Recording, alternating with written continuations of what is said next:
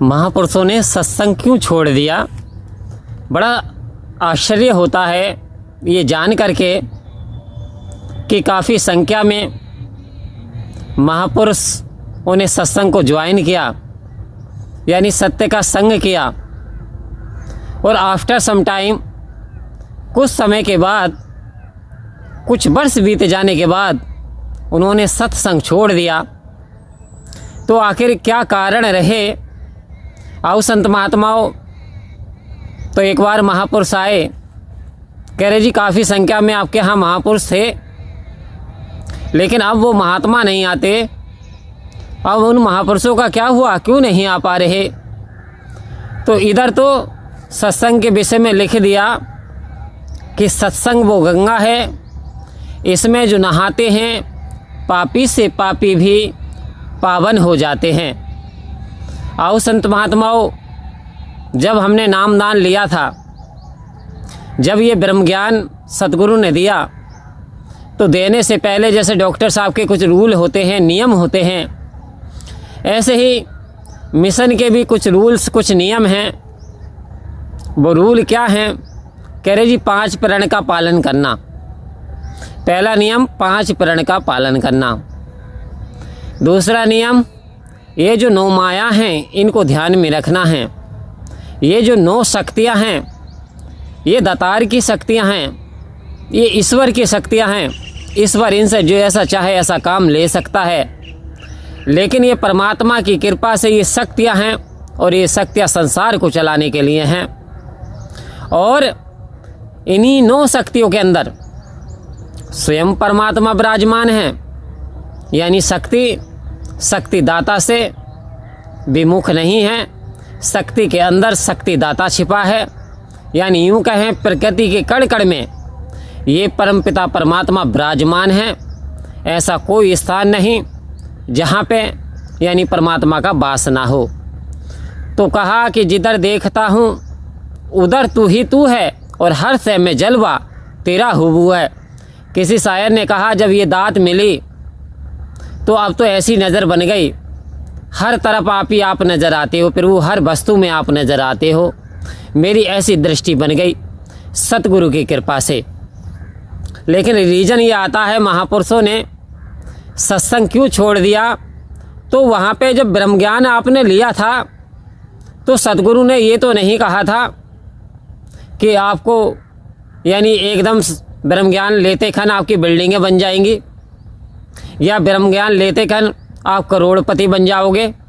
लेकिन हाँ, एक वादा ज़रूर किया था, एक वचन ज़रूर किया था, यदि सत्य मार्ग पर चल पाए, यदि सत्य संग कर लिया, सत्य का संग कर लिया, तो ये जो 84 के बंधन हैं, ये जो आत्मा जन्म लेती है, मरती है, बार बार इसका जन्म होता है। और यूँ शास्त्र तो यूँ बताते हैं, जब एक बार जन्म होता है तो प्रसव पीड़ा में उस माँ को इतनी तकलीफ़ होती है जितनी 10,000 बिच्छू मिल करके डंक मारते हैं। अरे इमेजिनेशन करें, कल्पना करें, 10,000 बिच्छू डंक मारते हैं तब इतनी तकलीफ़ उस माँ को होती है, तो कितनी पीड़ा होती है जन्म देने में। और इतनी ही पीड़ा उस बच्चे को होती है जो कि जन्म लेता है, यानी जो जीवात्मा यानी किसी शिशु रूप में आती है, किसी शरीर में अवतरित होती है, तो उस आत्मा को कितनी तकलीफ़ होती है। कह रहे सतगुरु कह रहे हैं ये तेरी तकलीफ़ें दूर हो जाएंगी, तेरे आवागमन के बंधन कट जाएंगे। क्योंकि आज सतगुरु जो बंधन काटने के लिए ही सतगुरु का अवतरण होता है। लेकिन जान करके बड़ा आश्चर्य होगा, महापुरुषों ने सत्संग छोड़ दिया। जब गहनता से बात चली, महात्मा जी गए उनके यहाँ, उनसे बातचीत करी गई। कह रहे जी मिशन तो अच्छा लगा, मिशन तो सदाचार सिखा रहा, सत्य के मार्ग पर चलना सिखा रहा है, अच्छी बात है, बड़ा आनंद आता था, बहुत खुशी मिलती थी सत्संग में। लेकिन अब मुझे ज़रूरत भी क्या है। बोले क्यों, सत्य का संग छोड़ देंगे। कह रहे कोई बात नहीं, घर पे कर लो। अच्छा जी। बोले किस कारण से। कह रहे जी मेरी एक इच्छा थी और मैंने वो इच्छा खुल करके नहीं बताई थी। मैंने कहा अगर सत्य में मैं शामिल हो जाऊं, सत्संग करना शुरू कर दूं, तो मेरे जो 2 बेटे थे उनकी शादियां नहीं हो रही थी। तो जब उनकी शादियाँ नहीं हो रही थी तो मैं महापुरुषों से मिला, मैं सत्संग में चला गया। और उसके बाद हुआ क्या, कुछ समय के बाद मेरे बेटों की शादी हो गई, मेरा मकान भी सही हो गया। अब मेरे पास इतना टाइम नहीं है कि मैं सत्संग करूं, मुझे तो काम से ही फुर्सत नहीं है। तो आओ संत महात्माओं, अक्सर बहुत सारे व्यक्ति जो इच्छाओं की पूर्ति करने के लिए भी सत्संग को ज्वाइन कर लेते हैं। कुछ समय के लिए सत्संग में आते हैं, उसके बाद मन की मुराद पूरी हो जाती है और फिर घर पर बैठ जाते हैं। तो आपको डिमोटिवेट ऐसे नहीं होना कि फला नहीं आ रही तो हम भी ना जाएं। वास्तव में ये संसारिक मन इच्छा तो पूरी हो गई, लेकिन क्या संत महात्माओं जिन्होंने सत्संग छोड़ दिया वो मोक्ष के गामी होंगे? क्या उन्हें मोक्ष मिलेगा? मनन करने का विषय है। क्योंकि जो व्यक्ति अंधकार के मार्ग पर बढ़ना शुरू कर देता है, यानी सत्य को छोड़ देता है, तो असत्य का जब साथ करना शुरू कर देता है, तो माया में यदि लिप्त हो जाता है, तो कहते हैं माया को यूं बताया जैसे सरपड़ी के समान। जो व्यक्ति माया में लिप्त रहते हैं तो कहा दांतों में फंस करके इंसान, दांतों में फंस करके दाता ना भुला देना, ये जन्म अमूलक है, इसे यूं ना गवा देना। हीरा जन्म है, कौड़ियों के मोल ना बहाएं। सत्य को यदि एक बार जान लिया है तो वास्तव में इस सत्य को आत्मसात कर लें। क्यों? क्योंकि सत्य के साथ जिसने अपना नाता अटैच कर लिया वो आनंद स्वरूप परमपिता परमात्मा का रूप हो गया।